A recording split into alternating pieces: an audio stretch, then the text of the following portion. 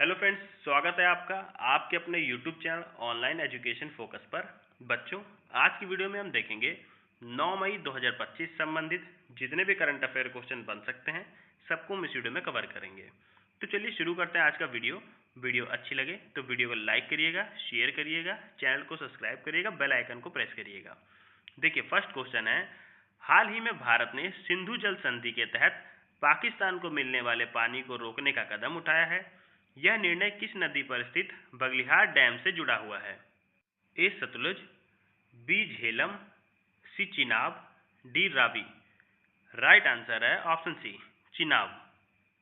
देखिए, भारत ने पाकिस्तान को चिनाब नदी पर बगलिहार बांध से बहने वाले पानी को तेजी से घटा दिया है और जल्द ही झेलम नदी पर किशनगंगा परियोजना से भी पानी की आपूर्ति को रोकने की तैयारी कर रहा है।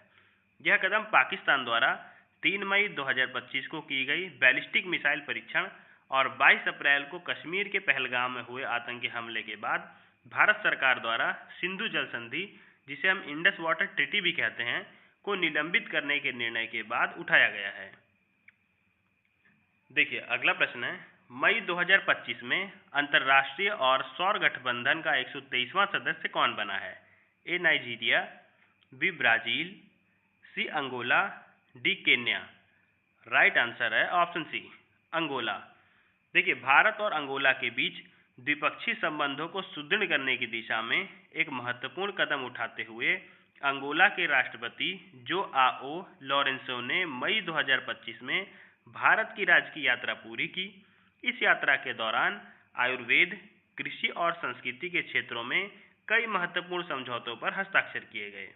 साथ ही भारत ने अंगोला के रक्षा क्षेत्र के लिए 200 मिलियन अमेरिकी डॉलर की ऋण सहायता को मंजूरी दी।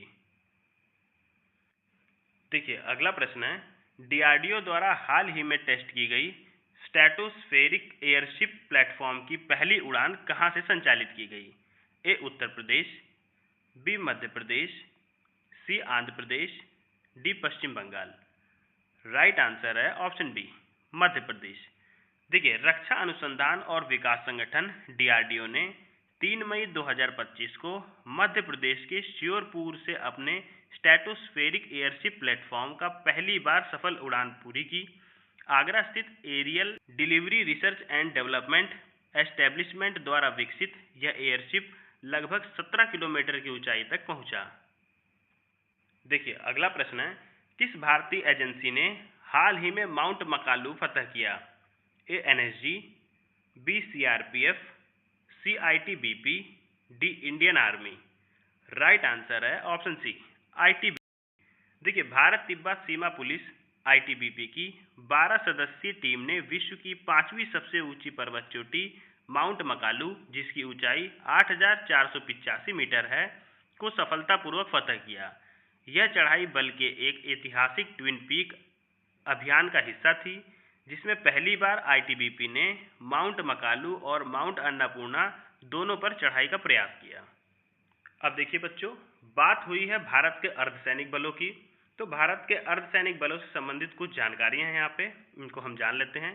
देखिए, पहला है सीआरपीएफ, जिसका फुल फॉर्म होता है सेंट्रल रिजर्व पुलिस फोर्स, और इसके वर्तमान में महानिदेशक का नाम है ज्ञानेंद्र प्रताप सिंह, और सीआरपीएफ की स्थापना 27 जुलाई 1939 को हुई और इसका मुख्यालय नई दिल्ली में स्थित है। अगला है बीएसएफ।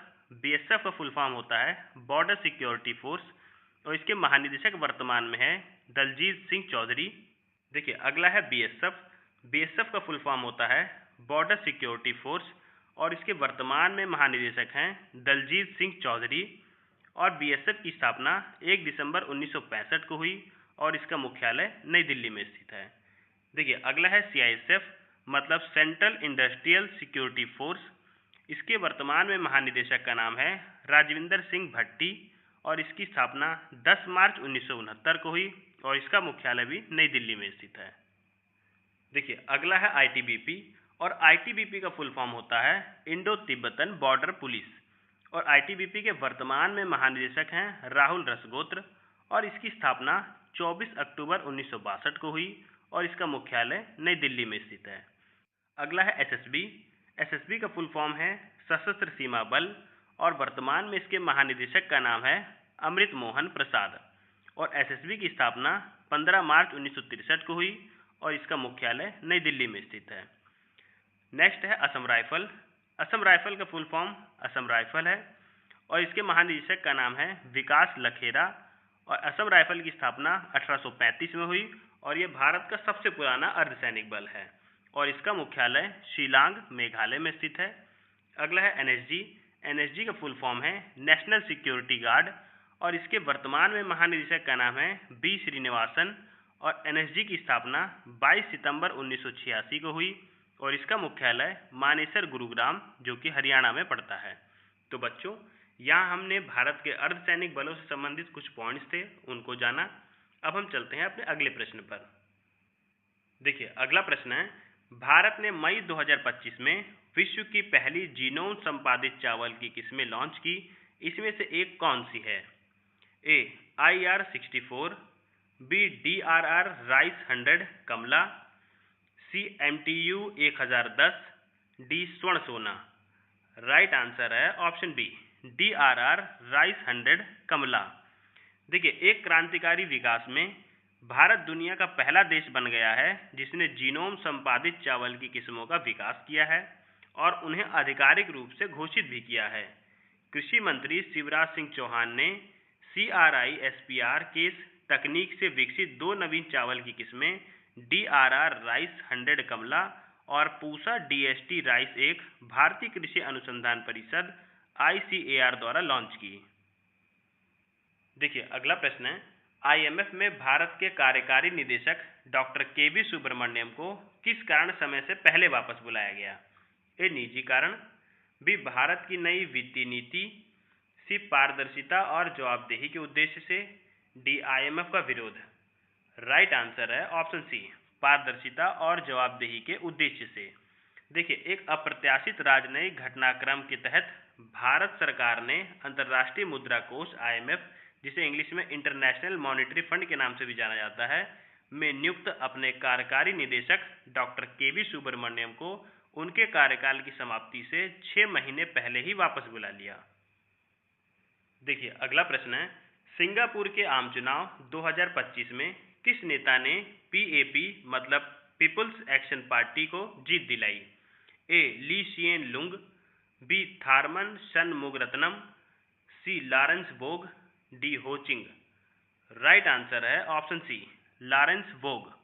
देखिए, सिंगापुर की सत्तारूढ़ party People's Action Party PAP ने 3 मई 2025 को हुए ऐतिहासिक आम चुनाव में प्रधानमंत्री लॉरेंस वोग के नेतृत्व में जोरदार जीत दर्ज की, जिसमें उन्हें 97 में से 87 संसदीय सीटें हासिल की।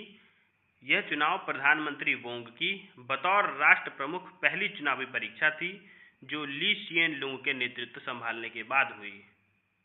देखिए, अगला प्रश्न है, एंथनी एल्बनीज किस देश के प्रधानमंत्री हैं जिन्हें हाल ही में दोबारा चुना गया है? A Canada, B Australia, C New Zealand, D United Kingdom. Right answer है ऑप्शन बी ऑस्ट्रेलिया। देखिए, ऑस्ट्रेलिया के प्रधानमंत्री एंथनी एल्बनीज ने लेबर पार्टी को आश्चर्यजनक रूप से प्रचंड जीत दिलाई है और लगातार दूसरा कार्यकाल सुरक्षित किया है। एल्बनीज की यह जीत पिछले 2 दशकों में किसी भी ऑस्ट्रेलियाई प्रधानमंत्री की पहली लगातार दूसरी जीत है। देखिए, अगला प्रश्न है, हाल ही में लॉन्च किया गया गोल्ड मेल्टिंग ATM किस शहर में शुरू हुआ है? A Delhi, B Hyderabad, C Mumbai, D Chennai. Right answer है ऑप्शन डी हैदराबाद। देखिए, गोल्ड सिक्का द्वारा भारत के पहले सोना पिघलाने वाले ATM का अनावरण भारत में सोने के लेन देन के परिदृश्य को बदलने वाली एक क्रांतिकारी पहल के तहत हैदराबाद की कंपनी गोल्ड सिक्का ने AI सक्षम गोल्ड मेल्टिंग ATM लॉन्च किया है। यह उन्नत मशीन उपयोगकर्ताओं को सोना खरीदने, बेचने, विनिमय करने, किराए पर देने, डिजिटाइज करने और मौद्रिक रूप से उपयोग करने की सुविधा पूरी तरह स्वचालित प्रक्रिया के माध्यम से देती है। देखिए, अगला प्रश्न है, हाल ही में विश्व पुर्तगाली भाषा दिवस किस अंतर्राष्ट्रीय संस्था द्वारा मान्यता प्राप्त है और यह कब मनाया जाता है? ए यूनेस्को द्वारा 5 मई को, बी संयुक्त राष्ट्र द्वारा 10 जून को, सी यूरोपीय संघ द्वारा 2 अप्रैल को, डी ILO द्वारा 15 मार्च को। राइट आंसर है ऑप्शन ए, यूनेस्को द्वारा 5 मई को। देखिए, विश्व भर के देशों ने 5 मई 2025 को विश्व पुर्तगाली भाषा दिवस मनाया, जो 265 मिलियन से अधिक पुर्तगाली भाषी लोगों की भाषाई और सांस्कृतिक विरासत का सम्मान करने का एक विशेष अवसर है।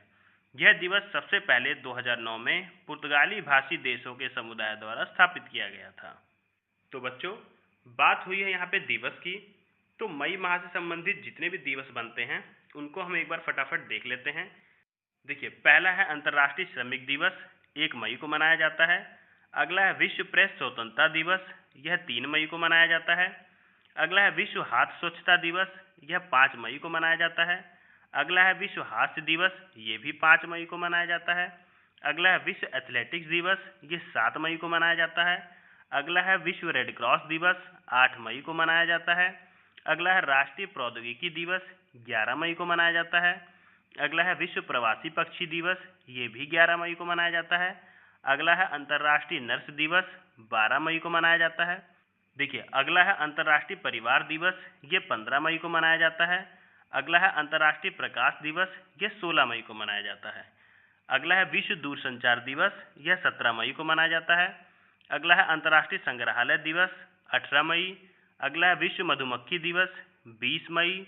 अगला है विश्व माप विज्ञान दिवस, 20 मई। अगला है आतंकवाद विरोधी दिवस, ये 21 मई को मनाया जाता है। अगला है अंतर्राष्ट्रीय चाय दिवस, ये भी 21 मई को मनाया जाता है। अगला है अंतर्राष्ट्रीय जैव विविधता दिवस, 22 मई को मनाया जाता है। अगला है विश्व कछुआ संरक्षण दिवस, ये 23 मई को मनाया जाता है। अगला है विश्व थायराइड दिवस, 25 मई को मनाया जाता है। विश्व फुटबॉल दिवस, ये भी 25 मई को मनाया जाता है। अगला है अंतर्राष्ट्रीय गुमशुदा बाल दिवस, ये भी 25 मई को मनाया जाता है। अगला है अंतर्राष्ट्रीय एवरेस्ट दिवस, ये 29 मई को मनाया जाता है। और अगला है विश्व तंबाकू निषेध दिवस, ये 31 मई को मनाया जाता है। तो बच्चों, मई माह से संबंधित जितने भी दिवस बन सकते थे सबको हमने यहाँ पे कवर करने की कोशिश की, और 9 मई 2025 संबंधित जितने भी करंट अफेयर क्वेश्चन बन सकते थे सबको हमने देख लिया। और यहीं पे हम वीडियो का एंड करते हैं। वीडियो अच्छी लगे तो वीडियो को लाइक करिएगा, शेयर करिएगा, चैनल को सब्सक्राइब करिएगा, बेल आइकन को प्रेस करिएगा, जिससे मेरी आने वाली हर वीडियो का नोटिफिकेशन आपको मिलता रहे। मिलते हैं फिर अगली वीडियो में, तब तक के लिए जय हिंद, जय भारत।